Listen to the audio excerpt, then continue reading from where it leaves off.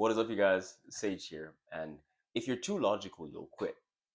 I'll go into exactly why. So, if you see the shift of what Builders Sunday started as and where we're at now, we started very, very technical, very tactical. This is an offer. This is a lead. This is how you get customers. This is how you keep customers. And those things are very, very important. But the reality of entrepreneurship is this: you have to be the one to get up every morning and go eat glass, go get kicked in the nuts, go get rejected, and like you're gonna have to stomach a lot of setbacks and rejection and things not going your way, people doubting, all that's most of the game. Like most of the game is not like I would have loved for this series to be very practical, technical, tactical, this boom, boom, boom, boom, boom. And I know that that's what people typically want in the beginning is that technical knowledge. And that technical knowledge is fantastic and it's good to reiterate it and to resurface it from time to time. It's very, very important actually. However, practically speaking, you can have all the knowledge you want and it's adorable. You can have the Excel sheet that tells you exactly what the projected numbers are, how to get there. You can have the perfect execution plan, this, that, the third. But realistically, if you don't get up every day and do something about it, nothing's going to happen. And in order to get up every day and do something about it, knowing how to do, what to do is fantastic. Doing it is the only thing that gets it done. And in order to do it, you're gonna have to fight a lot of your natural instinct to want to bring a perfect product to market. Your instinct to want to bring a perfect idea into the marketplace. You're not gonna. So, for example, in the evolution of where we're at now with legacy specifically, just as an example, before I brought out like an actual physical product to market, it didn't exist. Meaning what? Meaning I did do my due diligence in terms of getting feedback from people in terms of what looks good visually, what they would like, what's appealing, this, that, the third. I'm like, okay, cool. Okay, I'm glad that that is something. As soon as I got that, I used the visual illustrations to generate pre-orders. Like do you get that? Someone else would have been in like, or not even someone else. The instinct is let me prove this thing first and then bring the idea to people. That's the instinct. And that's the instinct that I have run into again and again and again. Meaning, initially, because that's the space that I was in mentally, I did that. It worked out for me successfully. Okay, cool.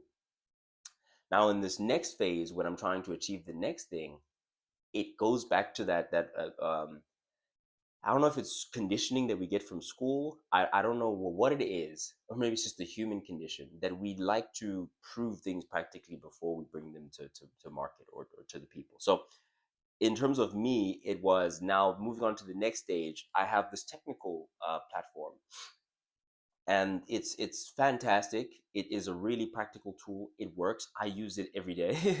I use it every day, and I use it even in conversation with people that I'm trying to actually collaborate with. I use the tool, which is fantastic because I'm like, okay, no, not only is there a use case for this thing, but I made it and I use it all the time, which is good because it means when someone else is in my position and they want to do what I'm doing right now, they're going to be able to use this thing, and that's what the purpose of the thing is, right?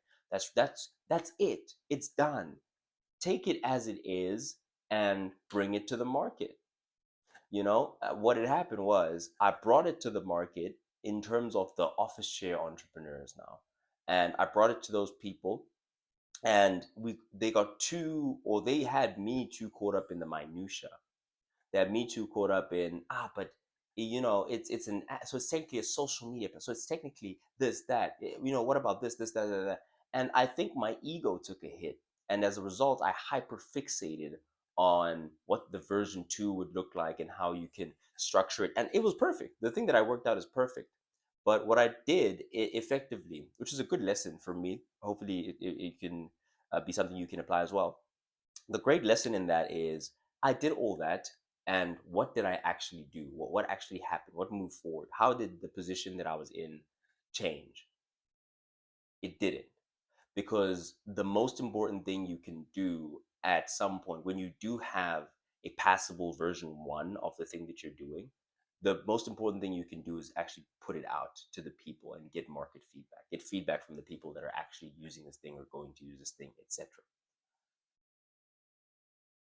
So going back to the point, when you get too caught up in those things, when you get caught up, so what I was trying to illustrate there is I was caught up in the build it first, but I built my whole thing. Like I was built by generating demand, and then when you validate the demand, you use those resources that you get from people wanting the thing to make the thing, to build the thing. You get what I'm trying to say? Like it's execution to an extent. You have to be there. You have to show up. You have to do some sort of fronting work. They have to trust you. They have to buy into you first. Very, very important. And then you use that buy-in to actually create the thing if it's what people want. So you find out what they want, and then you make the thing. What happens is we get too caught up in the thing. Now that it maybe exists, you get too caught up in tweaking. And me, the reason why I went into consulting, the reason why Legacy is developing the way it's developing now, where it's a network and a bunch of business owners from different industries are going to get to intermingle, barter skills, all that stuff, is because I have a I'm a tinkerer. I tinker. I fuck with shit. so so now the instinct for me naturally when I got this thing is, oh, let me fuck with it. But like, leave it. It's working. It works as is for you. Leave it. It's fine. It's perfect actually. You know. Um, but the problem is you get too caught up in the technical aspect. You get too caught up in being a genius. When the ego got hit, it wasn't a hit in terms of my bravado and my ability to execute, because I'm here because I'm an executor. However, I not taking into consideration that I'm the reason why I'm here, and I am here because I execute, not because this thing is perfect or it is this or is that. And done beats perfect every time.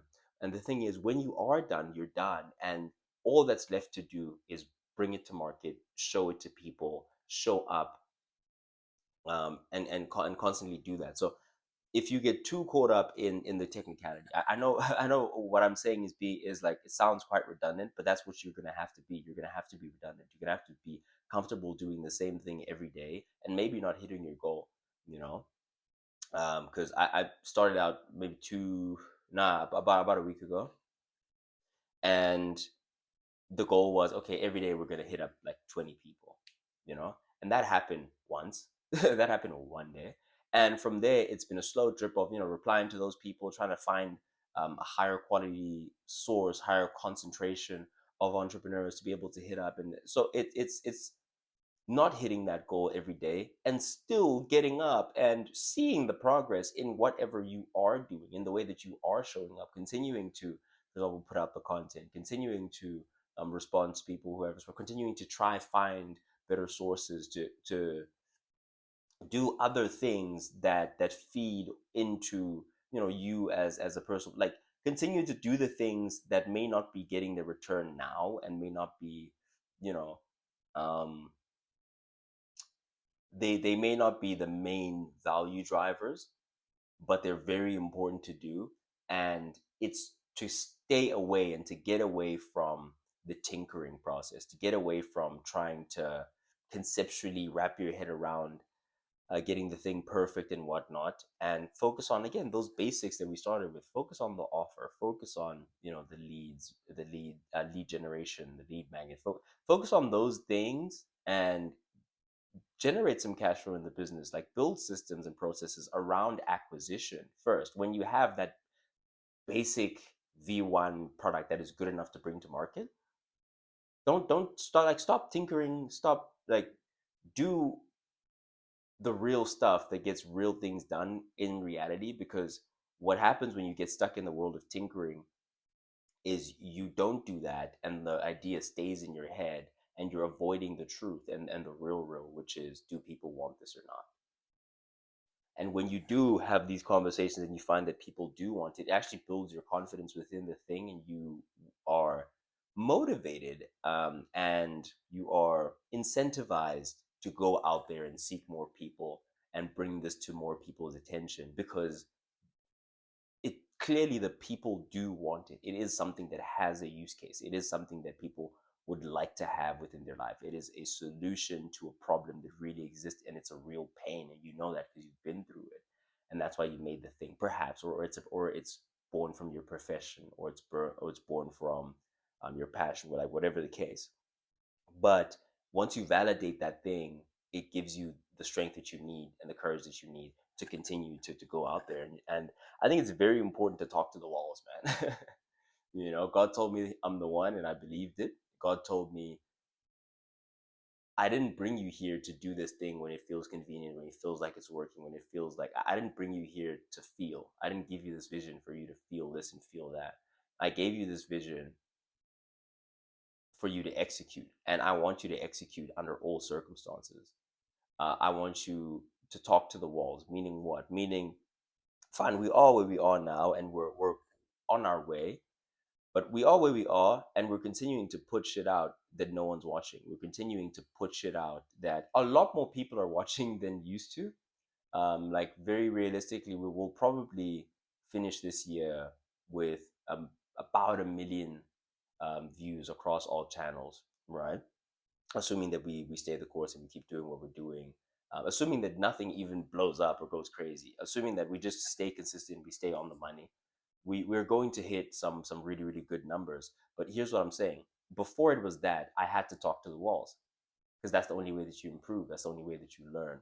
And so you have to talk to the walls, even within your business, within your lead generation, within your fulfillment, within your you have to talk to the walls, meaning shit's not going to work out. Shit's not going to go the way that you think it's going to go immediately. It's not going to pan out exactly the way that you'd like it to pan out. But it's very important that you stay on the process and you keep doing the thing. You keep reaching out. You keep talking.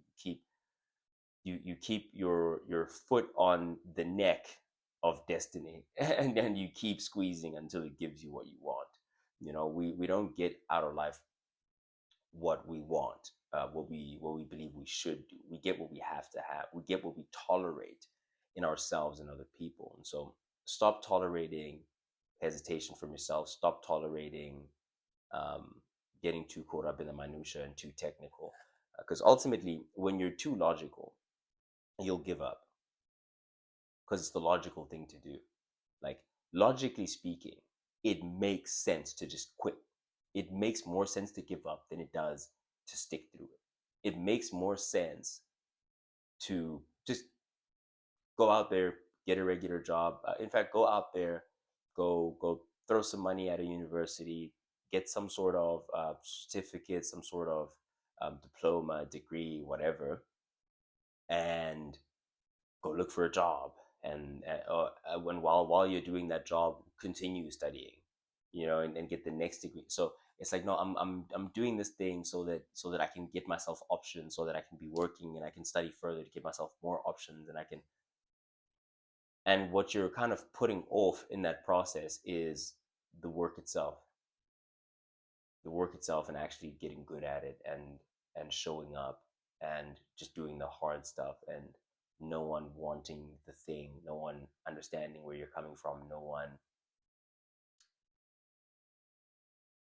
So for me, at very least, I've found that emotion is a very very important part. Psychology is a very very important part. Why you do what you do is just as important as how you do what you do.